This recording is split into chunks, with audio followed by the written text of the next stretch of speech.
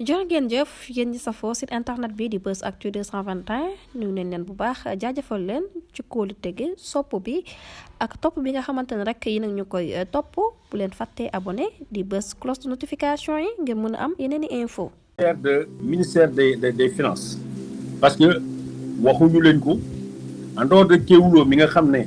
wax na si pratiquement benn journal waxu ci moo xam nag peut-être amuñu xibaar bi wala boog peut-être seetuñu ko mais li ñu leen bëgg a wax tey moo di kaaw parce que on est toujours dans li ñuy wax la reddition des comptes kenn ku ne la nga defoon ñu laaj la ci ay comptes tax na keroog ci barki démb fële ci division des investigations criminelles am na lu mat juróom-ñaari nit ñoo xam ne c'est dans le cadre de ces investigations-là c'est dans le cadre des redditions des comptes mooy alal bu ñu leen dénkoon la ngeen ko def la ñu jàpp lu mat juróom-ñaari nit ñu defeere leen ca parquet juróom-ñaari nit yooyu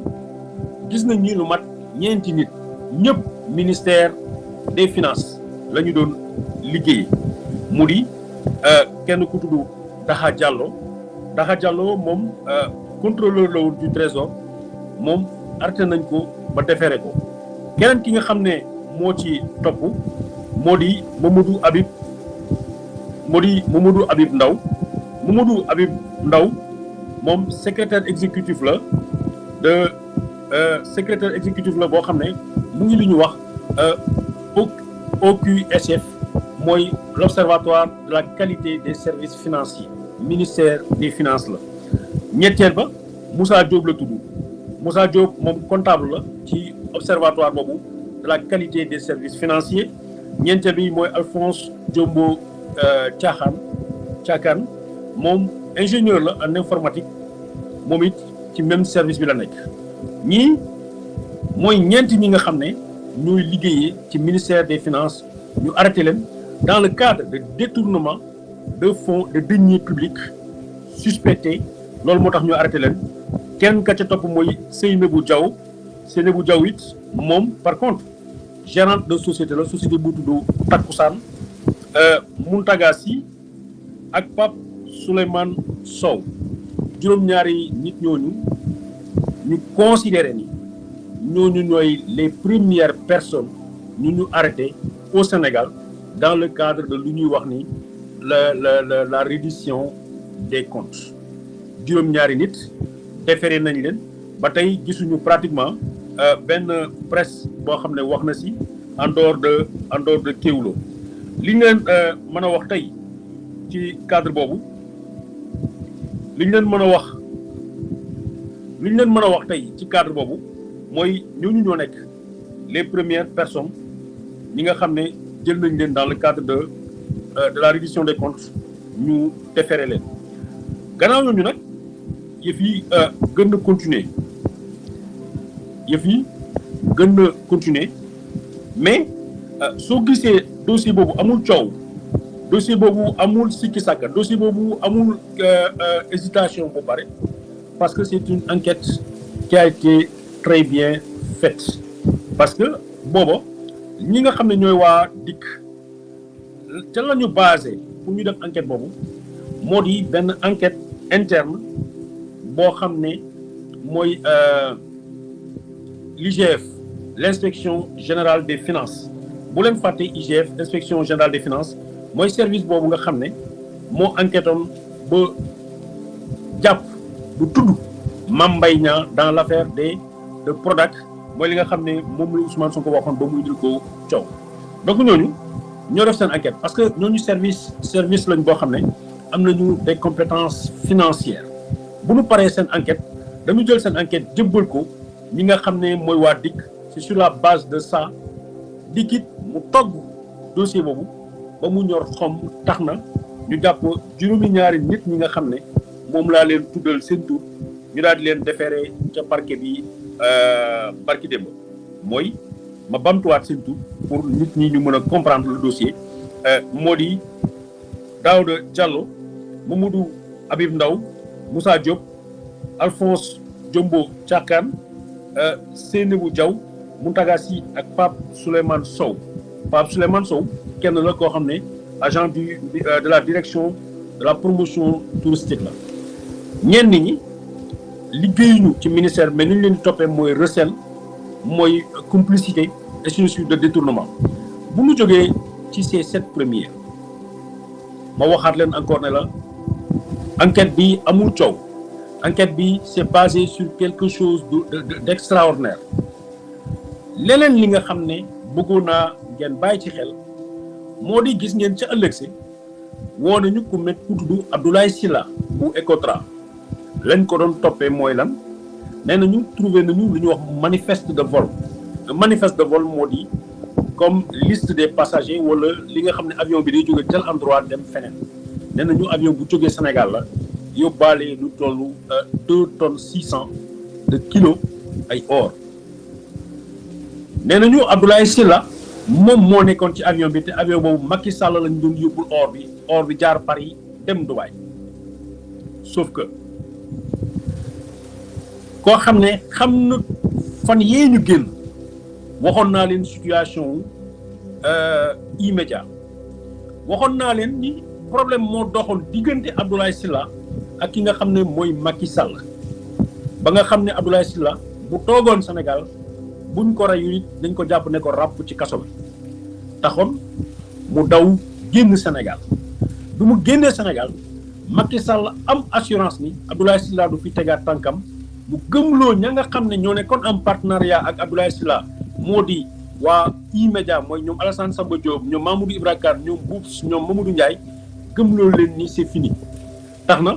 ñooñu foog nañ ni li nga xam ne mooy investissement wu Abdoulaye Sylla perte na ko 2019 mu daw Sénégal ba 2022 2023 ba 2023 pratiquement ba ñuy pare ci élection présidentielle la am fitu dellu siwaat Sénégal léegi nag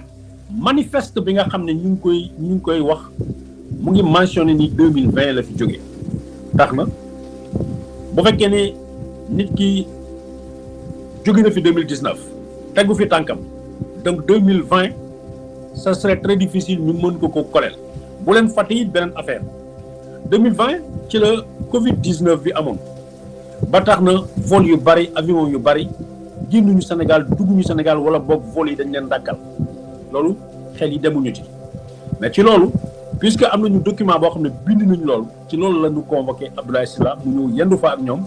def fa ci li nga xam ne avocat yi wax nañ ko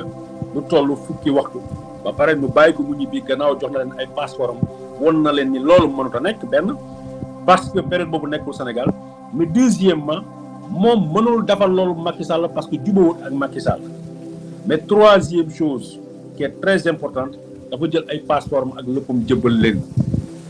tax na dafa génn ñibbi këram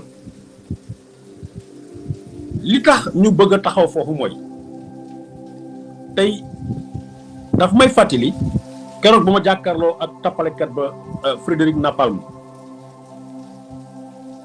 dañu ni Babacar Touré su fi génnee dafay jubilé bu fi génnee journaliste yi dañ koy dar day nekk star pour bañ loolu nañ ko teg loxo tax na lu mel ni dossier wu Abdoulaye Sylla sama conviction mooy bu fekkee ni enquêteurs yi liggéey nañu continuer nañu liggéey ci lu mel ni amaana mu yàq la nga xam ne mooy reddition des comptes bi nga xam ne moom la ñu yaakaar moom la ñuy xaaree Ousmane Sonko ak gouvernement am pour que ñu laaj ñu suñu alal fu ñu ko dugal. Je m'explique. Une enquête moom laay wax tout le temps ña nga xam ne dan may seetaan ci Kéwoulo ma ne leen enquête ñaari yëf la audition constatation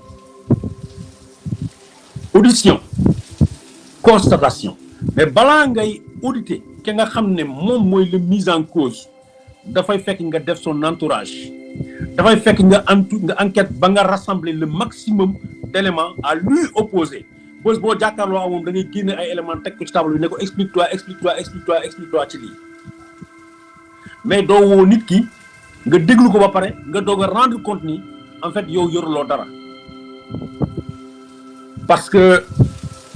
autant j'ai salué tout à l'heure l'enquête bi nga xam ne mooy bu ministère des finances parce que waa inspection générale des finances ils ont pris le temps d'enquêter d'investiguer jël seen rapport jox ko DIC la ka desaloon DIC mooy autorité judiciaire la ka desaloon mooy lu simple mettre les personnes là en garde à vue et leur opposer teg ñi nga xam ne moom lañu amee ci information te mu nekk ci dossier bi amaana sénégalais yu bare li may wax dafay mel ni ay léeboon ak lippoon ci ñoom mais enquêteurs yi officier de police judiciaire yi enquêteurs yi xam nañu li may wax lan la. Deuxième chose bu ñu bëggee réussir mission bi il faut que ñu jox enquêteurs yi le temps